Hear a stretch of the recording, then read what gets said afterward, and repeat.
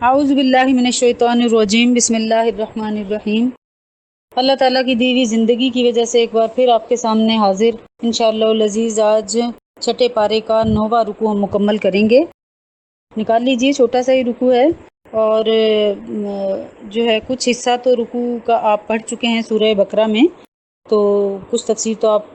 کچھ جو ہے وہ اچھے سے واقف ہوں گے۔ چلیں اب دوبارہ دہرائی کی نیت سے ہی اس کو دہرا لیتے ہیں۔ چلیے جی، نکالیے سبق۔ وَاتْلُ عَلَيْهِمْ نَبَأَ ابْنَيْ آدَمَ بِالْحَقِّ، سنا ان لوگوں کو حال آدم کے دونوں بیٹوں کا جو صلبی بیٹے تھے، حقیقی بیٹے تھے۔ اِذْ قَرَّبَا قُرْبَانًا، جب نیاز کی دونوں نے کچھ، فَتُقُبِّلَ مِنْ أَحَدِهِمَا، تو قبول ہوئی ان میں سے ایک کی، وَلَمْ يُتَقَبَّلْ مِنَ الْآخِرَةِ، اور نہ مقبول ہوئی دوسرے کی۔ قَالَ، کہا، لَأَقْتُلَنَّكَ، میں تجھ کو مار ڈالوں گا۔ قَالَ، کہا، إِنَّمَا يَتَقَبَّلُ اللَّهُ مِنَ الْمُتَّقِينَ، بے شک اللہ تعالیٰ تو قبول کرتا ہے پرہیزگاروں سے۔ لَئِن بَسَطتَ، اگر تو ہاتھ چلائے گا، إِلَيَّ يَدَكَ، مجھے مارنے کو، لِتَقْتُلَنِي، کہ یعنی تو مجھے قتل کرے یا مارے، مَا أَنَا بِبَاسِطٍ يَدِيَّ إِلَيْكَ، تو میں نہیں ہاتھ چلاؤں گا تجھ پر، لِأَقْتُلَكَ، کہ تجھے ماروں۔ إِنِّي أَخَافُ اللَّهَ، میں تو ڈرتا ہوں اللہ سے، رب العالمین، جو پروردگار ہے سب جہانوں کا۔ انی اریدو، میں چاہتا ہوں، ان تبوء باسمی، کہ تو حاصل کرے میرا گناہ، و اسمی کا، اور اپنا گناہ، فتکون من اصحاب النار، پھر ہو جائے تو دوزخ والوں میں سے، وذالک جزاء الظالمین، اور یہی سزا ہے ظالموں کی۔ فطوعت له نفسہ، پھر اس کو راضی کیا اس کے نفس نے، قتل اخیہ، اپنے بھائی کے خون پر، فقتلہ فاصبح من الخاسرین، پھر اس کو مار ڈالا، سو ہو گیا نقصان اٹھانے والوں میں سے۔ آیت کے اس کا رکوع کا یہ جو چند آیتیں میں نے تلاوت کی ہیں، ان ساری آیتوں کا تعلق ایک خاص واقعے سے ہے، ٹھیک ہے؟ تو وہ واقعہ میں آپ کو مختصراً بتا دیتی ہوں، جو آپ پہلے بھی پڑھ چکے ہیں۔ کہ سب سے پہلے تو یہ بات ہے کہ قرآن کریم جو ہے نا، وہ کوئی قصہ یا کہانی یا تاریخ کی کتاب نہیں ہے، نہ تو اس کا مقصد کسی واقعے کو اول سے آخر تک بیان کرنا ہوتا ہے، لیکن جو گزشتہ اقوام کے واقعات ہوتے ہیں نا، وہ اپنے دامن میں بہت ساری عبرتیں اور نصیحتیں لیے ہوئے ہوتے ہیں۔ اس لیے اللہ تعالیٰ جہاں جو سیاق و سباق کے حوالے سے کوئی واقعہ ضروری ہوتا ہے، اور جتنا حصہ اس کا ضروری ہوتا ہے، صرف وہ بیان فرماتے ہیں، تاکہ اس سے کوئی جو مقصد حاصل ہونا تھا وہ مقصد حاصل ہو جائے، بس۔ اب یہاں پہ نبی پاک صلی اللہ علیہ وسلم کو بتایا جا رہا ہے کہ حضرت آدم علیہ السلام کے دو بیٹوں کا ایک قصہ جو ہے اس کو امت کو بتایا جائے، کیونکہ اس میں آئندہ آنے والی نسلوں کے لیے بہت ساری عبرتیں اور مواعظ ہیں، یعنی نصیحتیں ہیں۔ تو ظاہر ہے کہ اس میں بہت سارے احکامات کا بھی ہمیں پتہ چل جائے گا۔ اب دیکھیے، اس میں سب سے بات تو یہ ہے کہ بالحق، اللہ تعالیٰ نے فرمایا نا کہ حق بات کہو۔ اس کا مطلب یہ ہے کہ جب کوئی واقعہ بیان کیا جائے، یا پچھلا کوئی واقعہ جیسے پچھلی قوم کا ہے، تو اس میں سے مفاسد اور بڑھی ہوئی روایات اور حکایات نکال کے بیان کرنا چاہیے۔ بے بنیاد علوم پہ اس واقعے کو بیان نہیں کرنا چاہیے، کیونکہ جب کوئی واقعہ نقل کرنے میں بے احتیاطی ہوتی ہے نا، تو ذرا سا عنوان اس کا بدل دینے سے واقعہ کی حقیقت ہی مسخ ہو جاتی ہے۔ تو جو پچھلی اقوام کے مذاہب اور شریعتیں جو تھیں نا، وہ اسی بے احتیاطی کی راہ سے وہ ضائع ہو گئی تھی۔ تو اللہ تعالیٰ نے یہاں یہ بتایا ہے کہ تاریخی روایات کی جو نقل ہے، اس میں بڑی احتیاط لازم ہے، نہ کوئی اس میں جھوٹ شامل ہو، نہ کوئی دھوکہ، اصل جو واقعہ ہے اس میں کسی قسم کی ایسی تبدیلی نہ کی جائے کہ اس واقعے کو گھٹا دیا جائے یا بڑھا دیا جائے۔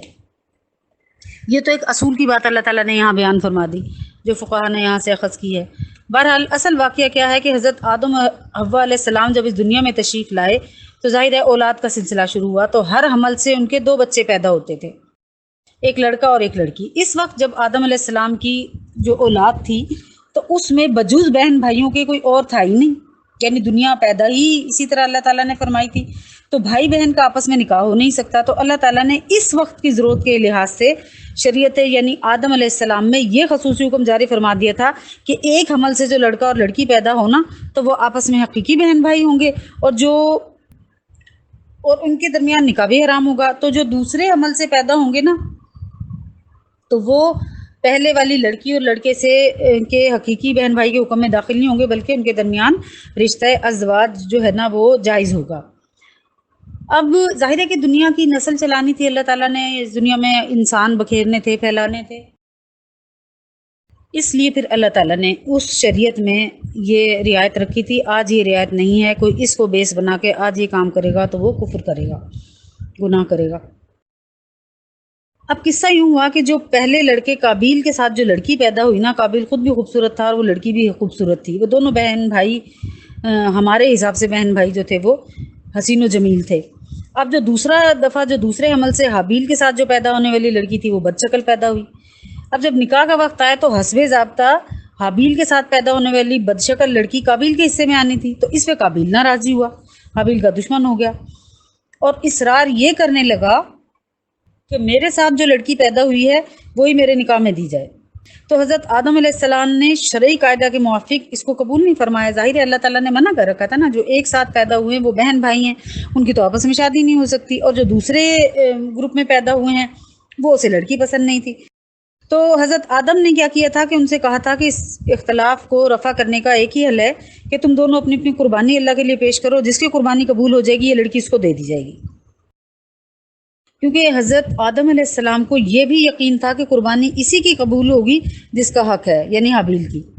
اب اس زمانہ میں قربانی قبول ہونے کی ایک واضح اور کھلی علامت یہ تھی کہ آسمان سے ایک آگ آتی تھی اور قربانی کو کھا جاتی تھی. تو جس قربانی کو آگ نہ کھائے تو اس کو سمجھا جاتا تھا کہ قبول ہی نہیں ہوئی. اب صورت یہ پیش آئی کہ حابیل کے پاس چونکہ بھیڑ بکریاں تھیں، وہ مویشی کا کچھ کام کرتا تھا، تو اس نے ایک عمدہ دمبا جو ہے نا اس کی قربانی کی. اور جو قابیل تھا وہ کاشتکار تھا، تو اس نے کیا کیا کہ کچھ غلہ، اناج، گندم وغیرہ جو تھی نا وہ قربانی کے لیے پیش کیا. اور ہوا یہ کہ حسب دستور آسمان سے آگ آئی تو حابیل کی قربانی کو کھا گئی، اور جو قابیل کی قربانی جو تھی وہ جوں کی توں پڑی رہ گئی. تو اس پر قابیل کو اپنی ناکامی کے ساتھ ساتھ رسوائی کا غم غصہ اور بھی بڑھ گیا. یعنی ایک تو وہ پہلے جو ہے وہ اس لڑکی کو حاصل کرنے میں ناکام تھا، دوسرا اس کی بدنامی بھی ہوئی کہ اس کی تو قربانی قبول نہ ہوئی. تو اس نے کھلے طور پہ اپنے بھائی سے کہہ دیا کہ میں تجھے مار ڈالوں گا. اب اس نے مار ڈالنے کا کہا تو دوسرے نے کہا کہ میں اپنا ہاتھ نہیں تیرے خون سے رنگوں گا، تو یہ گناہ ہے. اب دیکھیے اس نے ساتھ یہ بھی بتا دیا کہ اللہ تعالیٰ اسی کی قربانی قبول کرتا ہے جس میں اخلاص پایا جائے. اخلاص اگر نہ ہو یا اخلاص سے خالی کوئی عمل ہو تو وہ قبول ہی نہیں ہوتا. اب دیکھیے کہ ایک چھوٹی سی بات، یا چھوٹی سی تو نہیں ہے یہ بات، ظاہر ہے کہ اس وقت کی شریعت کے حساب سے بہت بڑا یہ امتحان تھا جس میں ایک پاس ہوا ایک فیل ہوا. لیکن ہمارے لیے ایک اصول اللہ تعالیٰ نے بتا دیا کہ تمام اعمال اور عبادت کی قبولیت تقوی اور خوف خدا پہ ہے. جس میں تقوی نہیں ہے اس کا عمل ہی مقبول نہیں ہے. اسی وجہ سے نا علماء سلف نے فرمایا کہ یہ جو آیت ہے نا اللہ تعالیٰ کی، یہ عبادت گزاروں اور عمل کرنے والوں کے لیے بڑا جو ہے نا ایک آنکھیں کھول دینے والی آئی اوپننگ ہے. اس لیے کہ کچھ پتہ نہیں ہے کہ کس کی عبادات قبول ہوں اور کس کی نہ ہوں. حضرت عامر بن عبداللہ اپنی وفات کے وقت رو رہے تھے. لوگوں نے عرض کیا عمر بھر آپ نے اعمال صالحہ کیے ہیں، اتنی عبادتیں کی ہیں، تو رونے کی کیا وجہ ہے؟ فرمایا تم تو یہ کہہ رہے ہو نا، اور میرے کانوں میں اللہ تعالیٰ کا یہ ارشاد گونج رہا ہے انما يتقبل اللہ من المتقین، کہ اللہ تعالیٰ تو صرف متقیوں سے قبول کرتا ہے. تو مجھے تو پتہ ہی نہیں ہے کہ میری کوئی عبادت قبول بھی ہوئی ہے یا نہیں. تو ہماری جتنی بھی عبادتیں ہیں اس میں اخلاص نہ ہو تو دنیا جہان کی عبادتیں کر کے جب ہم رخصت ہوں تو ہم خالی ہاتھی رخصت ہوں گے. حضرت علی مرتضیٰ رضی اللہ تعالیٰ عنہ نے فرمایا کہ تقوی کے ساتھ کوئی چھوٹا سا عمل بھی چھوٹا نہیں رہتا، اور پھر جو عمل مقبول ہو جائے تو اسے چھوٹا کیسے کہا جا سکتا ہے؟ گویا تقوی ہو تو پھر عبادتیں منظور ہیں، قبول ہیں. اگر تقوی ہی نہ ہو، اخلاص ہی نہ ہو، تو پھر عبادت کا کوئی مزہ نہیں ہے، کیونکہ آگے اس کا کوئی جو ہے نا وہ حساب کتاب ہونے والا نہیں ہے. اچھا جی آگے چلیے. اب یہاں پہ قتل کر ڈالا تو پھر کیا ہوا؟ فبعث اللہ غرابا یبحث فی الارض، پھر بھیجا اللہ نے ایک کوا جو کریدتا تھا زمین کو، لیریہ کیف یواری، کہ تاکہ دکھلا دے اس کو کہ کس طرح چھپاتا ہے سوءۃ اخیہ، لاش اپنے بھائی کی. قالا بولا یا ویلتا، ہائے افسوس، عاجزت ان اکون مثل ھذا الغراب، کہ مجھ سے اتنا بھی نہ ہو سکا کہ میں برابر ہو جاتا اس کوے کی. فاواری سوءۃ اخی، کہ میں چھپاؤں لاش اپنے بھائی کی. فاصبح من النادمین، پھر ہو گیا وہ پچھتانے والا. اب یہ جو دو آیتیں میں نے تلاوت کی ہیں اس میں اگر آپ دیکھیں کہ اللہ تعالیٰ نے اس کو جس نے اپنے بھائی کو مار ڈالا تھا، کیونکہ دنیا میں یہ پہلا جو ہے نا وہ گناہ ہوا تھا، اور یا آپ کہہ لیں کہ پہلا قتل ہوا تھا، تو اب کوئی انسان مرا ہی نہیں تھا، تو اس کی بھی قتل تو اس نے کر دیا، تو اس کی سمجھ میں نہیں آیا کہ اس لاش کو کیا کرے۔ آخر ایک کوے کو دیکھا کہ جو زمین کو ریت رہا ہے، اور جو ہے نا دوسرے مردہ کوے کو اٹھا کے مٹی میں چھپا رہا ہے، تو اسے دیکھ کے کچھ عقل آئی، کو کہا کہ میں اپنی بھائی کی لاش کو اس طرح دفن کروں، اور پھر افسوس بھی ہوا کہ عقل اور فہم میں اس جانور سے بھی گیا گزرا ہوں۔ شاید اللہ تعالیٰ نے ایک ادنا جانور کے ذریعے سے تنبیہ فرمائی ہو کہ اپنی وحشت اور حماقت پر کچھ شرمائے، کیونکہ جانوروں میں کوے کی خصوصیت یہ ہے کہ جب تک وہ اپنے بھائی کی لاش کو ٹھکانے نہ لگا لے، کھلا چھوڑے رکھے، تو شور ہی مچاتا رہتا ہے اگر کوئی کوا مردہ پایا جائے۔ جب تک وہ اسے دفنا نہ لے یا اس کے اوپر اپنی چونچوں سے مٹی نہ بھر دے، تو جب تک وہ شور ہی مچاتا رہتا ہے۔ اب وہ پچھتایا تو بہت، لیکن وہ پچھتانا کیا نفع اسے کیا دیتا؟ پچھتانا وہ نافع ہوتا ہے جس کے ساتھ گناہ سے معذرت اور انکسار اور فکر و تدارک بھی ہو۔ اب اس کا پچھتانا اللہ تعالیٰ کے سامنے اس لیے نہیں تھا کہ اس نے کوئی قتل کیا ہے تو اس نے کوئی برا کام کیا ہے، بلکہ کس لیے تھا کہ اپنی بدحالی پہ پچھتا رہا تھا کہ قتل کے بعد وہ اس قابل بھی نہیں کہ لاش ہی چھپا سکے۔ اب یہ جو ناحق قتل کیا، تو جو دنیاوی اور اخروی خسران ہے، تو وہ تو اس پہ تو بد نتائج مرتب ہوں گے ہی، حتیٰ کہ جو قاتل ہوتے ہیں وہ بھی بسا اوقات پچھتاتے تو ہیں نا، لیکن وہ پچھتانا کسی بھی طرح پھر کوئی نفع نہیں انسان کو پہنچا سکتا۔ من اجل ذالک، اسی سبب سے کتبنا علی بنی اسرائیل، ہم نے لکھا بنی اسرائیل پر، انہ من قتل نفسا بغیر نفس، کہ جس نے کوئی قتل کریا یا کسی نفس کو، کہ ایک جان کو مارا، او فسادا فی الارض، یا کسی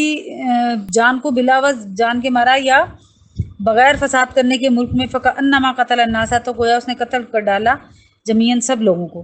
ومن احیاها، اور جس نے زندہ رکھا، فکأنما احیا الناس، تو گویا اس نے زندہ رکھا جمیعاً سارے لوگوں کو۔ یعنی کیا ترجمہ بنتا ہے کہ جو کوئی کسی جان کو بلا عوض قتل کر دے، یعنی کوئی جیسے اس نے کسی کو قتل نہیں کیا، اس کو خواہ مخواہ قتل کر دیا نا، یا اس نے ملک میں کوئی فساد نہیں پھیلایا، کچھ قوانین بھی ہوتے ہیں نا کہ اس فساد کی سزا قتل ہی ہوتی ہے، جیسے ہمارے ہاں آئین توڑنے کی سزا قتل ہے، بغاوت آئین سے کرنے کی سزا قتل ہے، تو اس طرح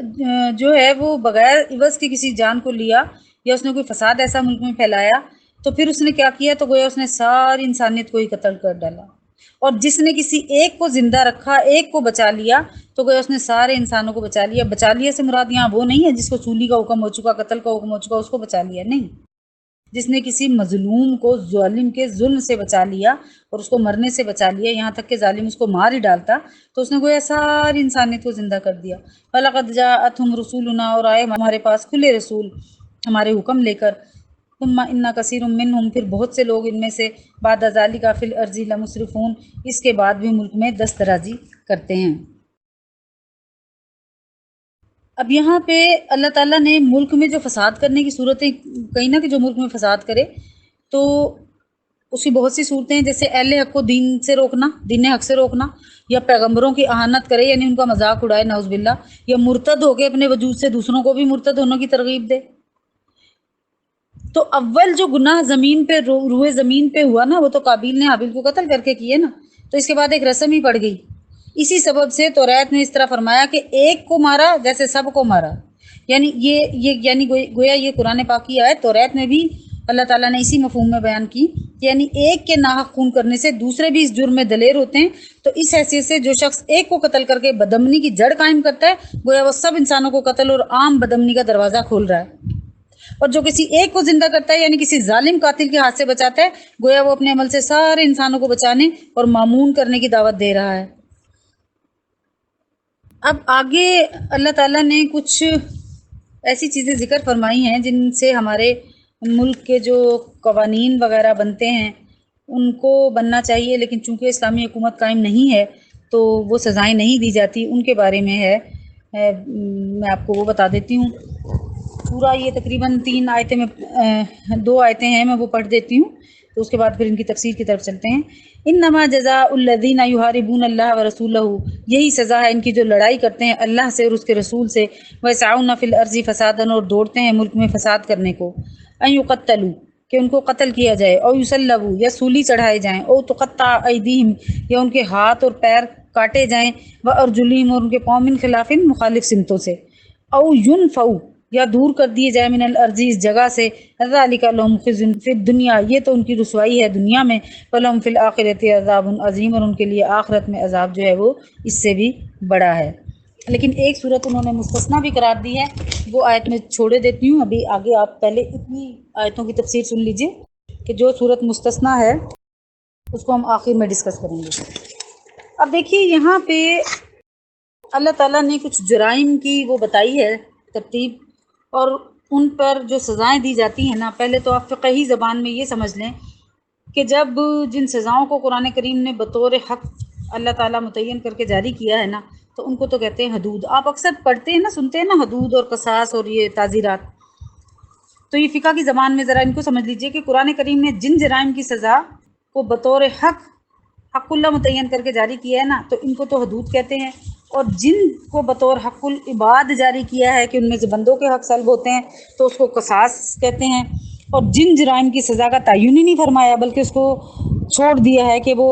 جو قاضی ہے اس کی ثواب دید پہ چھوڑ دیا ہے، یا جو حکومت میں لوگ ہیں ان کی ثواب دید پہ چھوڑ دیا ہے، تو اس کو تعزیر کہتے ہیں۔ اب سزا کی یہ جو قسمیں میں نے آپ کو بتائی ہیں، تو یہ اس لیے بتائی ہیں کہ آپ کو جب تفسیر آپ سمجھیں تو تھوڑی سی آسانی ہو جائے کہ جو تعزیری سزائیں ہیں نا، وہ تو حالات کے ماتحت ہلکی سے ہلکی اور بھاری سے بھاری بھی ہو سکتی ہیں، سخت سے سخت بھی ہو سکتی ہیں، اور معاف بھی کی جا سکتی ہیں۔ اس میں حکام کے اختیارات کو اللہ تعالیٰ نے بڑا وسیع رکھا ہے، اور حدود میں جو حدود کی جرائم ہیں ان میں کسی حکومت، کسی حاکم، کسی جو امیر ہوتا ہے، قاضی ہوتا ہے، اس کو ادنا سا بھی تغیر و تبدل یا کمی بیشی کی اجازت نہیں ملی ہے، اور نہ زمان اور مکان کے بدلنے سے ان پہ کوئی اثر پڑتا ہے کہ یہ سزائیں جب جاری ہو سکتی تھی اب نہیں ہو سکتی، ایسا بھی نہیں ہے۔ نہ کسی امیر اور حاکم کو اس کو معاف کر دینے کا حق ہے۔ لیکن آپ کو یہ پتہ ہونا چاہیے کہ حدود ہیں کیا۔ شریعت جو اسلام کی شریعت ہے نا، اس نے صرف 5 چیزوں کو حدود میں داخل کیا ہے، یعنی جس میں کسی قسم کی کوئی ثواب دیدی کوٹا اللہ تعالیٰ نے نہیں رکھا۔ وہ کون سی ہیں؟ ڈاکہ، چوری، زنا، تہمت زنا، یہ سزائیں قرآن پاک میں جو ہے وہ نص سے ثابت ہیں، اور 5ویں سزا کو جو ہے نا اجماع صحابہ سے اس میں ڈالا گیا ہے، اور وہ ہے شراب خوری کی حد، یعنی شراب اگر پی جاتی ہے تو اس کے اوپر بھی حد جاری کی جائے گی۔ اب اس سے ثابت یہ ہوا کہ کل 5 جرائم کی سزائیں تو اللہ تعالیٰ نے متعین کر دیں، ان کو حدود کہا جاتا ہے۔ اب یہ سزائیں جس طرح کوئی حاکم اور امیر نہ کوئی مطلب کوئی اس کو میں کوئی کمی نہیں کر سکتا، تو توبہ کر لینے سے بھی دنیاوی سزا کے حق میں یہ معافی نہیں ہو جائے گی کہ توبہ کر لے، زنا کر لیا اس کے بعد توبہ کر لیں تو اب ان کے اوپر حد نہیں جاری ہوگی، ایسا نہیں ہوگا۔ یا کسی نے شراب پی اس کے بعد توبہ کر لی تو اب حد جاری نہیں ہوگی۔ توبہ تو اخروی سزا کو کچھ ہلکا کرنے کے لیے ہے اگر کسی نے سچی توبہ کر لی تو، لیکن دنیاوی سزا نہ اس پہ ساقط ہوگی، اور نہ اس میں اللہ تعالیٰ اس میں کوئی کسی امیر کو، کسی قاضی کو، کسی کو ہلکا سزا کو کرنے کی بھی اس کے اندر جو ہے نا وہ ثواب دیدی اختیارات نہیں دیتا ہے۔ صرف آخرت کا گناہ جو ہے نا وہ مخلصانہ توبہ سے معاف ہو سکتا ہے۔ لیکن اس میں جو ڈاکو کی سزا ہے نا، وہ آخری آیت کے آخری جو میں نے آپ کو بتایا تھا کہ آخری جو آیت ہے اس میں ہے، اس کی استثنائی صورت یہ ہے کہ ایک ڈاکو گرفتاری سے قبل اگر توبہ کر لے اور معاملات سے اس کی توبہ پر اطمینان بھی ہو جائے تو پھر یہ حد ساقط ہو جائے گی،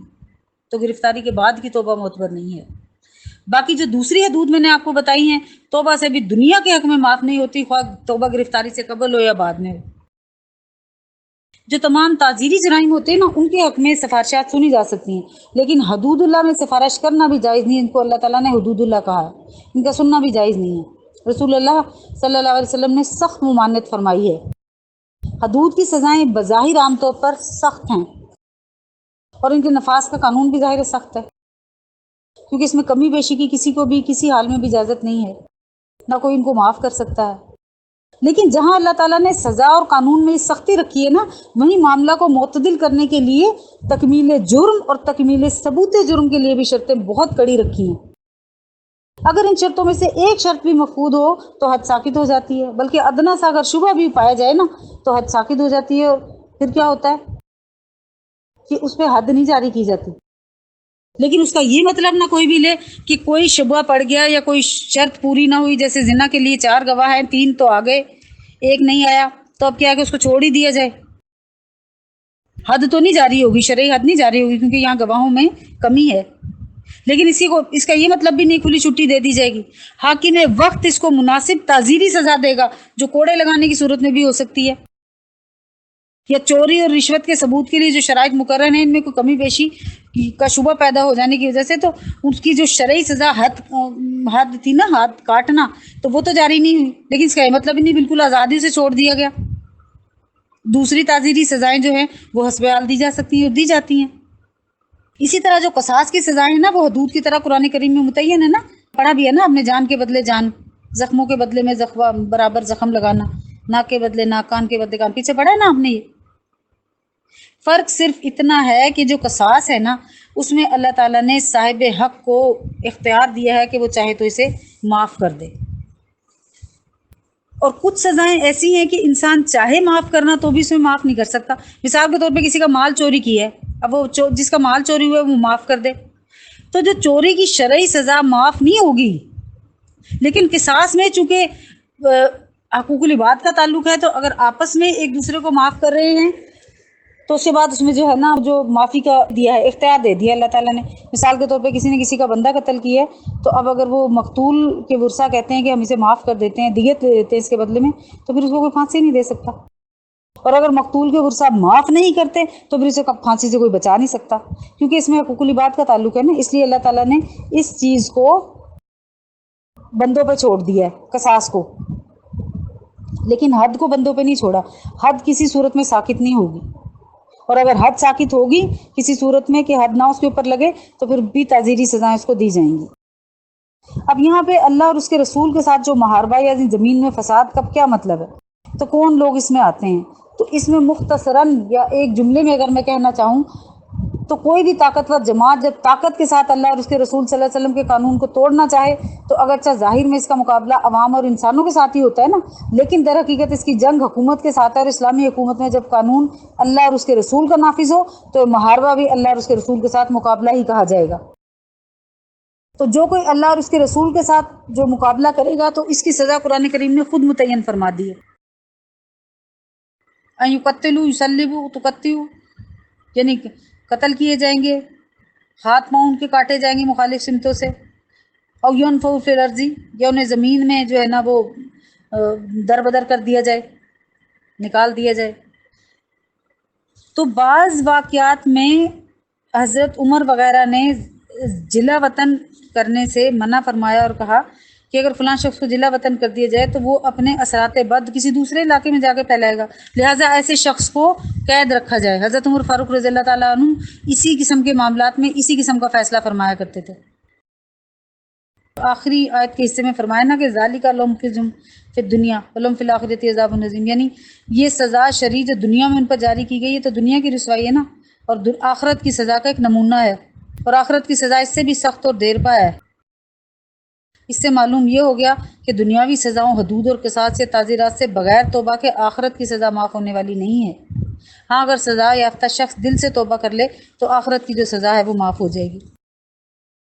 آخری آیت کی طرف آتے ہیں، الا الذین تابوا من قبل، مگر جنہوں نے توبہ کی تمہارے قابو میں آنے سے پہلے، ان تقدروا کہ تم ان پر اختیار رکھتے، قدرت پاتے، علیہم ان پر، فاعلموا تو جان لو، ان اللہ غفور الرحیم کہ بے شک اللہ تعالیٰ بخشنے والا مہربان ہے۔ یہ ڈاکو وغیرہ کے بارے میں نے آپ کو پہلے ہی بتایا تھا نا کہ ڈاکو اور باغی اگر حکومت کے گھیرے میں آنے سے پہلے سرنڈر کر جائیں اور اپنے آپ کو پیش کر دیں، تو اگر وہ اس حالت میں توبہ کر کے باز آ گئے تو جو ڈاکے کی شرعی حد ان کے اوپر نافذ ہونی تھی نا وہ ساقط ہو جائے گی، لیکن اگر وہ اس وقت توبہ کریں گے جس وقت فوج نے، پولیس نے انہیں گھیر لیا ہے یا ان کے پاس اسلحہ ختم ہو گیا، انہوں نے اپنے آپ کو سرنڈر کیا ہے، نہیں، اس وقت جس وقت وہ اختیار میں تھے، چاہے تو ابھی اور دنیا میں فساد پھیلا سکتے تھے، ابھی اور گولہ بارود کا استعمال کر سکتے تھے، تو اس وقت انہوں نے اپنے آپ کو سرنڈر کر دیا تو ان کی جو ہے نا وہ شرعی حد ان پر سے ساقط ہو جائے گی۔ لیکن اگر گورنمنٹ نے ان پہ قابو پا لیا، جو ادارے اس قسم کے بنے ہوئے ہیں جیسے پولیس وغیرہ یا کوئی ایجنسیاں وغیرہ ہیں، انہوں نے قابو پا لیا بندے پہ، اور بندے کو یہ نظر آ رہا ہے کہ اب تو میں مارا ہی گیا ہے، وہ اس وقت توبہ طائب کرے یا اپنے آپ کو سرنڈر کرے تو وہ قبول نہیں ہے۔ بہرحال یہاں یہ بات قابل ذکر ہے اور یاد رکھنی چاہیے کہ حد شرعی کے معاف ہو جانے سے لازم نہیں آتا کہ حقوق العباد جن کو اس نے ضائع کیا ہے وہ بھی معاف ہو جائیں گے. جیسے اگر کسی کا مال لیا ہے تو پھر اس کا مال واپس کرنا اگر موجود ہے تو واپس کرنا ضروری ہے. کسی کو قتل کیا ہے، زخم دیا ہے، تو یا تو اس کا قصاص لے، ٹھیک ہے نا، اور یا ان سے معاف کروائے اگر قتل کر دیا ہے تو. اسی طرح کوئی مالی نقصان ہے تو وہ مالی نقصان یا تو پورا کرے، اگر پورا کرنے کی اس میں نہیں ہے تو معاف کروائے. ایسا نہیں ہوتا کہ 900 چوہے کھا کے آپ حج کو چلے جائیں اور آپ کہیں کہ جو حقوق العباد تھے وہ سارے کے سارے وہاں جا کے معاف ہو گئے ہیں. ایسا بالکل جو ہے اسلام میں کسی قسم کی کسی آیت سے کسی اس سے ثابت نہیں ہے.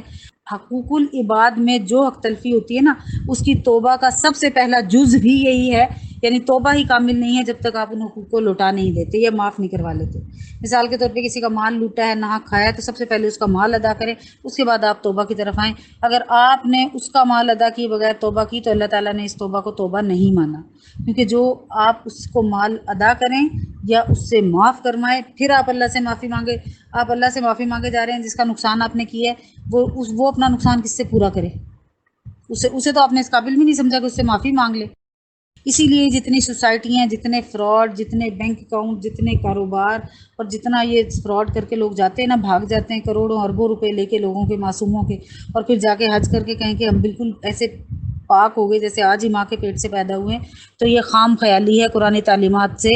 نا واقفیت کی بنا ہے پر وہ اس طرح اپنے بارے میں سوچتے ہیں. جب آپ نے حقوق العباد میں کوتاہی کی ہے تو جب تک ان حقوق العباد میں کوتاہی یا اس کا جرمانہ، تاوان، جو بھی کچھ جس بھی قسم کے حقوق تلف کیے ہیں وہ آپ نہیں کر لیتے تو آپ پاک صاف نہیں ہوتے، وہ توبہ بھی قبول نہیں ہوتی.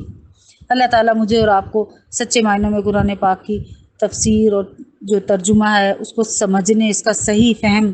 حاصل کرنے کی قوت عطا فرمائے. اپنے پاس سے، اپنی جناب سے ہمیں وہ سمجھ عطا فرمائے کہ ہم ان آیتوں کو سمجھیں اور سمجھ کے اپنی زندگی میں عملی طور پر ان کی پریکٹس کریں. آمین. وآخر الدعوانا ان الحمد للہ رب العالمین.